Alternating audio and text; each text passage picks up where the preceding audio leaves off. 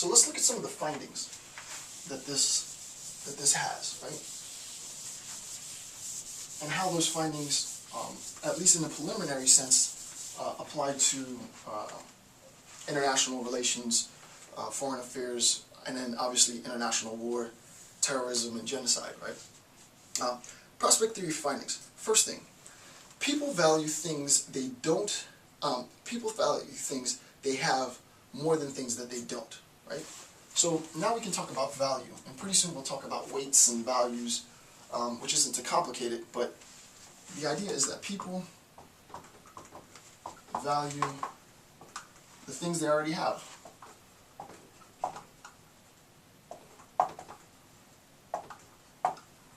Right? People value the things they already have, right?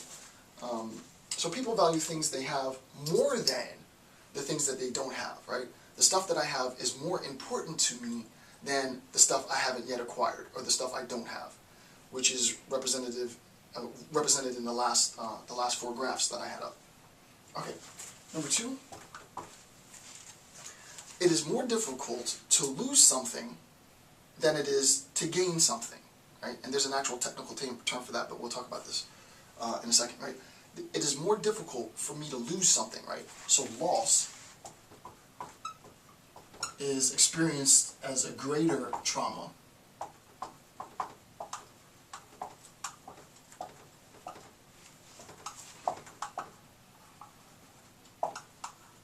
than gain is experienced as an advantage.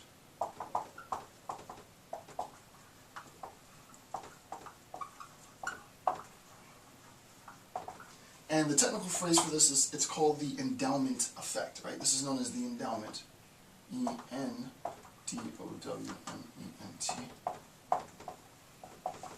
Right?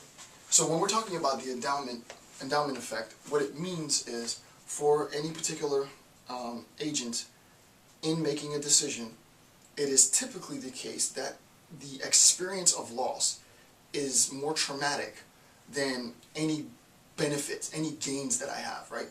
So if given an opportunity to gain something, the ability to sort of conceptualize the benefits of that gain have less effect on their decision making than the conceptualization of the loss, the trauma of losing something.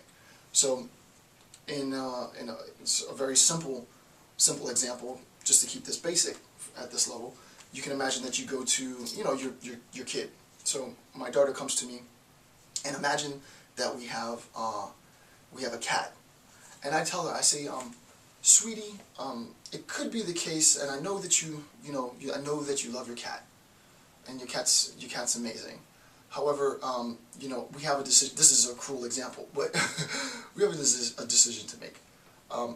I can take back the cat and give the cat to your cousin because your cousin wants a cat and is in need of a cat, and her family can't provide her with a cat.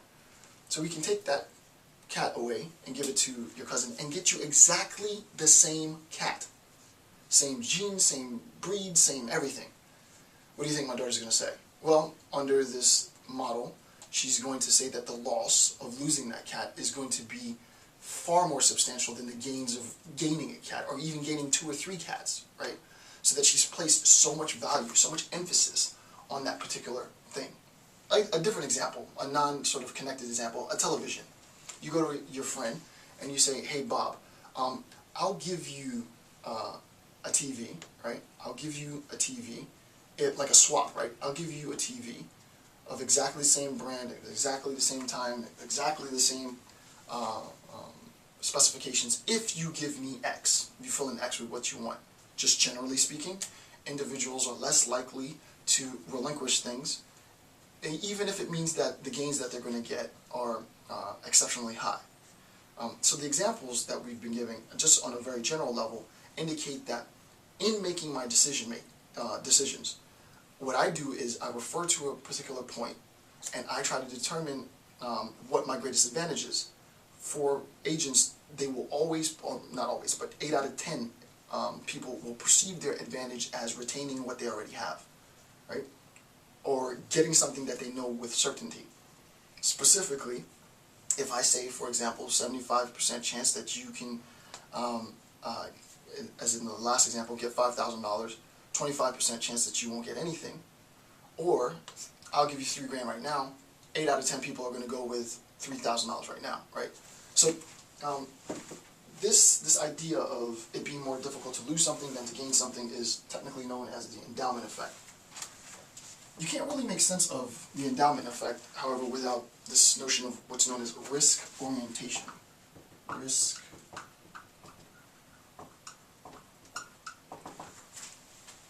orientation. Risk orientation, risk averse with respect to gains, risk seeking with respect to losses, and that's what we said before, right? So that idea of being risk averse with respect to gains, and I'll just abbreviate this as RA, risk averse with respect to gains, risk seeking with respect to losses, right? Risk averse with respect to gains, risk seeking with respect to losses. This idea is our orientation, how we orient ourselves in our decision-making process. So if you think about this now, right, and now you try to understand conceptually what happens, this risk orientation, in theory, exists prior to your decision. So that sort of as a cognitive construct of, human beings, and I'm not a believer in human nature, but just assuming the point for a second that there is this thing called human nature, prior to me even knowing who the individual is, I can almost bet with certainty that 8 out of 10 people, when confronted with a decision they have to make, 8 out of 10 of them will use risk orientation to maximize what they perceive to be a benefit, right? 8 out of 10 people will be risk averse with respect to gains, which means they'll go for what they know. They'll grab what they can grab, and they'll take whatever you give them with certainty, even if it's relatively small.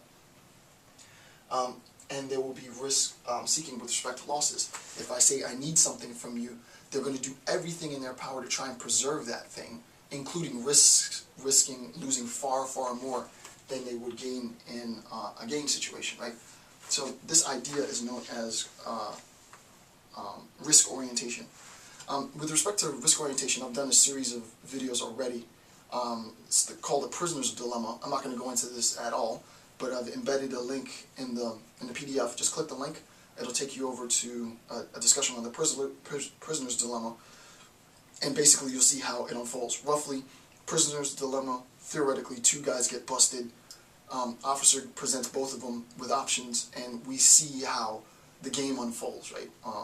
So if you want to know how sort of game theory unfolds with respect to prisoners' choices and sentencing, punishment, watch that video. It'll make the analysis much deeper. Again, I've already done this discussion, so I'm not going to get into it now.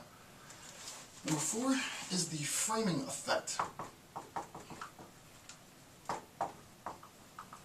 And since we see framing effect in the title, you can tell that Levy will put great emphasis on this idea of framing effect for his research. And the framing effect is the change in choice as a consequence of the change in frame, right? How the decision is framed, the decision-making process, how my choices are framed, what I believe or perceive to be the status quo, is greatly going to influence my decision-making. Once I conceptually change how I interpret the situation, that change of interpretation can change how I frame. Hence, it can change my decision-making, right?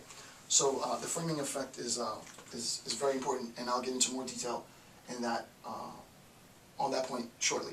Again, as I said, right now I'm just talking about the concepts. I haven't gotten into the application to international relations politics yet. All right, number 5, reference point is not always fixed. Very, very, very important. The reference point is not always fixed. If I say, with respect to a decision-making process, the agent has an ability to gain, we'll say gain plus 75%, right? Whatever that might be. The ability can be neutral and remain at 0%, 0%, or we can say that relative to this gain, there can be a 25% loss, right? You can see how it's going to affect our decision making, right? With respect to reference point, it's essential to see, and this is very, very, very important, right? It's essential to see that this state of affairs is relative, right? Relative to our gains, it's a loss, but relative to our neutral state, it's a gain, right? So that when we're talking about our reference points, we always have to make sure that we talk about our reference points with respect to fill in the blank, right? Our reference point with respect to x, right? To talk about this reference point as being fixed, though you can't do it, with respect to our gains, it's a loss. With respect to our sort of neutral state, it's a gain, right? That's sort of obvious.